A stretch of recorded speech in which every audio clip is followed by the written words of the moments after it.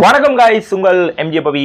ஐபிஎலோட மிக மோசமான இரு அணிகள் 2026 ஆண்டுக்கான பிரான்சைஸ்லயே மிக மோசமான பிரான்சைஸான மும்பை இந்தியன்ஸும் கப்புன்ற தேர்டர்ல இருக்கிற டெல்லி கேபிட்டல்ஸும் இன்றைக்கு களம் கண்டிருந்தாங்க. டெல்லி இந்த ஹோம்லயே நடந்துருந்துச்சு.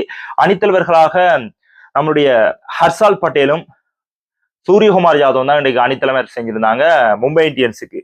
மும்பை இந்தியன்ஸ் முதல்ல துடுப்பாட்டத்தில் ஈடுபட்டு கொண்டு 122 ஓட்டங்களுக்கு 6 இலக்குகள் இழக்கிறாங்க. அதிகபட்ச ஓட்டமாக சூரியகுமார் யாதவ் அரைச்சதம் விளாசி இருந்தார். இன்றைக்கு அணித்தலைமைக்கான சிறந்த ஒரு இன்னிங்ஸ் என்று சொல்லலாம்.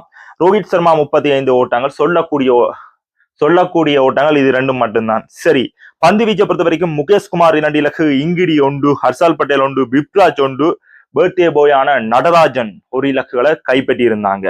டெல்லி கேபிட்டல்ஸ் துடுப்பாட்டம் KL ராகுல் தன்னுடைய ஃபோம் தேர்டர்ல இருக்கிறாரு. பேக் டு பேக்டா போய்கொண்டிருக்கு. என்ன நடக்குமோ தெரியாது. KL ராகுல் ஃபோமுக்கு வந்தா தான் டெல்லிக்கு இன்னும் கொஞ்சம் மோட்டிவேட் ஆகும். 10 நிமிஷங்க 44 ஓட்டங்கள், 30 பந்துகளில் 6 பவுண்டரி, 1 சிக்ஸர். நிதிஷ் ராணா 3 ஓட்டம், 1 run out, mistake. Okay, Sameer Rizvi இந்தியான மெயின் புள்ளிகள் எல்லாம் இப்ப இவர் உத்து நோக்கும் 90 ஓட்டங்கள். இந்த வரை ஒரேஞ்ச் கேப்பர் ரோஹித் சர்மா போட்டகையோடைய செகண்ட் இன்னிங்ஸை அடிச்சு பறிச்சுட்டாரு தாடாண்டு. சமீர் ரிஸ்வி ஒரு குட் கேம். ஃபர்ஸ்ட் இன்னிங்ஸே அவர்கிட்ட டேலண்டா பார்த்துருந்தோம்.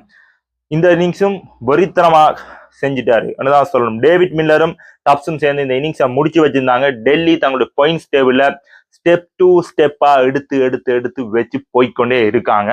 இந்த மாதிரி இந்த 2 டீமுமே, மும்பையும் இருக்கலாம் டெல்லியும் இருக்கலாம், 4 டீமுக்குள்ள 2 டீம் சுவர். அது உங்கள் MJ Pavi sports and society சொல்ல நானே சொல்றேன்.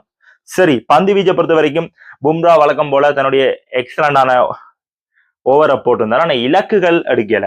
என்னதான் ரன்னை கட்டுப்படுத்தினாலும் இலக்குன்றது முக்கியம். இலக்கு எடுக்காட்டி மும்பை இந்தியன்ஸுக்கு கொஞ்சம் கஷ்டம் தான். ஏன்னா 4 ஓவர்களையும் நோமலா மறிச்சாடிச்சு, மிச்சம் 16 ஓவரையும் புலந்துருவாங்க. இதுதான் நடக்குது இப்போதைக்கு.